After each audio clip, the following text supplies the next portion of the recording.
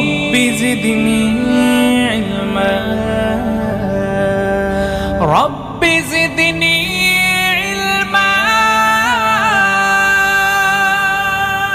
আসসালামু আলাইকুম ওয়া রাহমাতুল্লাহি ওয়া বারাকাতুহু। আশা করছি তোমরা অনেক ভালো আছো। আমি আলহামদুলিল্লাহ অনেক ভালো আছি। আর আজকের ভিডিও হচ্ছে হুরফে মুকাত্তাআত। প্রথমেই তোমাদের অনুরোধ করব ভিডিওটি স্কিপ না করে শেষ পর্যন্ত দেখার, না হলে কিন্তু বুঝতে পারবে না।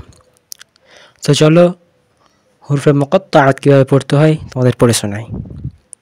প্রথমে দেখো আলিফ লাম মিম, লামের উপরে মাদ আর মিমের উপরে তাসদিদ এবং মাদ। তো এগুলো আমরা কিভাবে পড়ব? অনেকে কনফিউজ হয়ে থাকে যেগুলো কীভাবে পড়বো আমরা, জবর নেই, জের নেই, পেশ নেই। হ্যাঁ, তাহলে এগুলো পড়বো কীভাবে? চলো আমি তোমাদের বলে দিই কীভাবে এগুলো পড়তে হয়। আলিফ লাম যেরকম আছে সেরকমভাবে পড়তে হবে, কিন্তু অক্ষরের উপরে যে চিহ্নগুলো থাকবে সেগুলোকে আমাদের ধরতে হবে। আলিফ প্রথমে আমরা পড়বো, আলিফ যেভাবে সাধারণভাবে পড়তে হয় সেভাবে পড়বো। তারপরে দেখো লাম, লামের ওপরে কিন্তু মাদ আছে, এই মাদ দিয়ে যতটা টান দিয়ে পড়তে হয় লামকে ততটা টান দিয়েই পড়তে হবে। তারপরে দেখো মিম, মিমের উপরে তাসদিদ আছে, তাসদিদকে দুবার উচ্চারণ হয়, আর উপরে কিন্তু মাদ আছে আর টান হবে। তাসদিদ উচ্চারণ দুবার হবে এবং টান হবে। চলো কীভাবে পড়তে হয় পড়ে শোনাই। আলিফ লাম মিম, ঠিক আছে? তারপরে দেখো একইভাবে সবগুলো পড়তে হবে। আলিফ লাম মিম সদ, মিমের ওপর তাসদিদ থাকলে যেরকম গুণনা করে পড়তে হয় সে একই রকমভাবে কিন্তু এখানেও গুণনা হবে, ঠিক আছে? তারপরে দেখো আলিফ লাম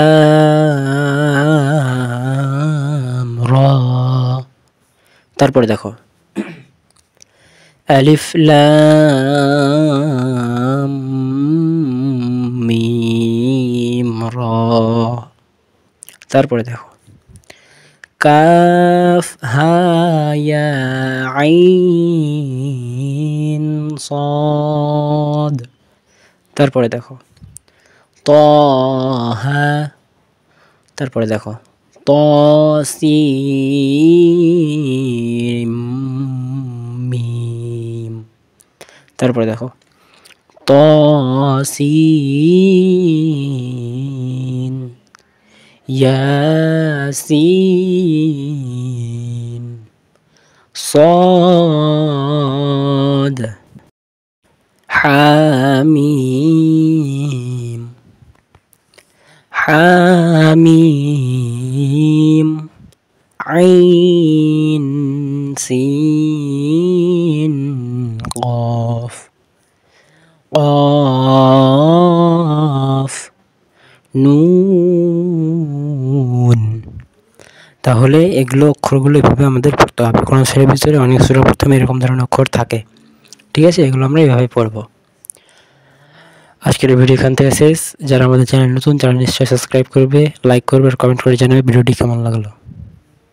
যদি কারোর বুঝতে অসুবিধা হয়ে থাকে তাহলে নিশ্চয়ই আমাদের কমেন্ট করে জানাবে কোথায় বুঝতে অসুবিধা হলে, এরপরে ভিডিওতে আমরা কিন্তু জানিয়ে দেবো। আসসালামু আলাইকুম ওয়া রাহমাতুল্লাহ।